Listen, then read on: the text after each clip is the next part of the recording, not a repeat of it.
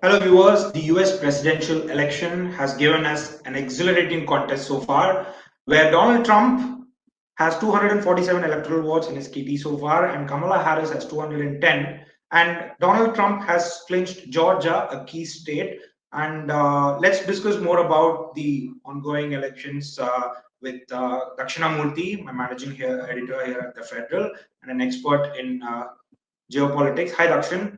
Hi. So what these numbers mean is Trump really ahead? Like, is he inching closer to victory, or is it still a close race? Um, from the looks of it, it doesn't seem to be very close. Trump is, at a kind of a handshake distance, but he's still not there.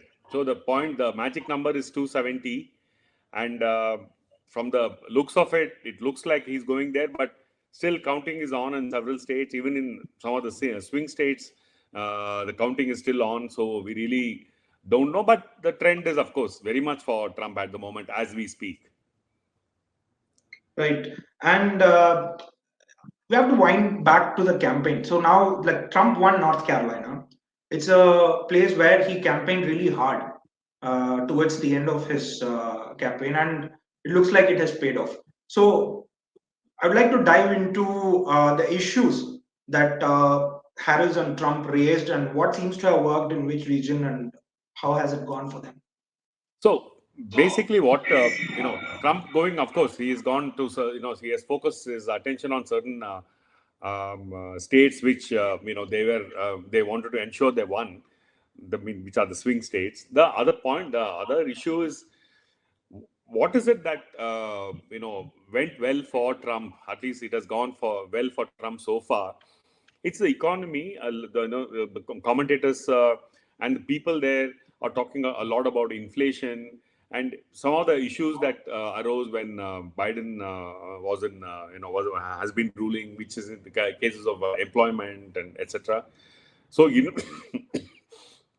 so inflation, I think, was a really big issue, and that seems to have played a very big role, and closely followed by the issue of immigration. The Trump campaign's constant criticism against the Biden administration and Kamala Harris that they allowed a lot of migrants into the United States, several million, in that range, also seems to have had some kind of an effect from the case of Kamala. So the what she was really banking on was the issue of the right to reproductive health, and especially for women, the right to abort. So this she was very particular and she was very clear about. So in fact, a lot of analysts felt that the women would go for her wholeheartedly, but Hmm. that does not, it has happened but not to the extent that as expected. So Right. these are some of the issues, and then you also have some minority voters, like say the Arab Americans, who seem to have been very angered by the Biden administration's the way it dealt with Gaza and the total support it gave Israel.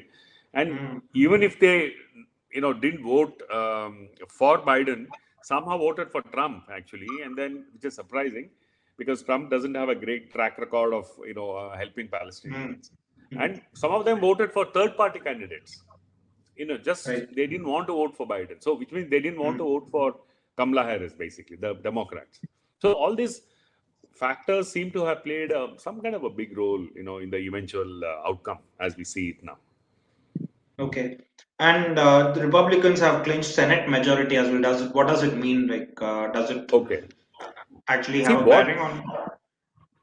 Yeah, see, the Senate, elections to the Senate are, of course, a parallel set of elections. They don't have anything to do with the presidential elections per se.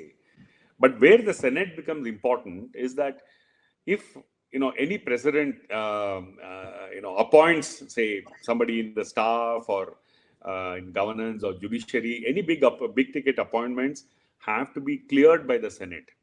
So if, say, the Republicans hold the Senate and Trump wins, then it's easy for Trump to push through his selection of candidates for the judiciary, for the executive and his own personal.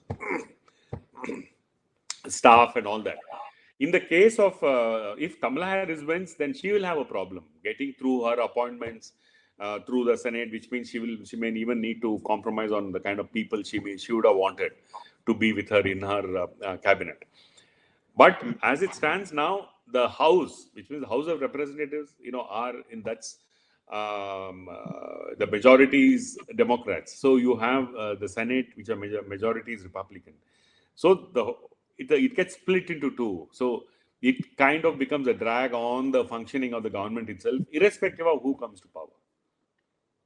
Okay. And one more question I had in mind was the US's funding of the Russia-Ukraine war, and also them, like you mentioned, how US has dealt with Gaza, but does like the US's spending on these two wars really has it had an impact on the results in this election?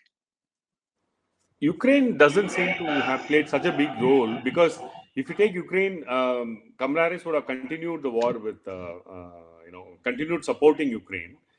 In the case of Trump, it may have played a role. His statement that he's going to end the war between Russia and Hmm. Ukraine, that may have, in fact, probably even gone very positively for Trump. So it is very likely that it has played a role in that sense. Okay, right. So let's just wait and watch where the results are heading. We still don't know, like you said, that could be a close race. It's not. It's still not yet a given that Trump is going to win. So we'll have to wait and watch. Thank you for your time, Dakshina. Thank you.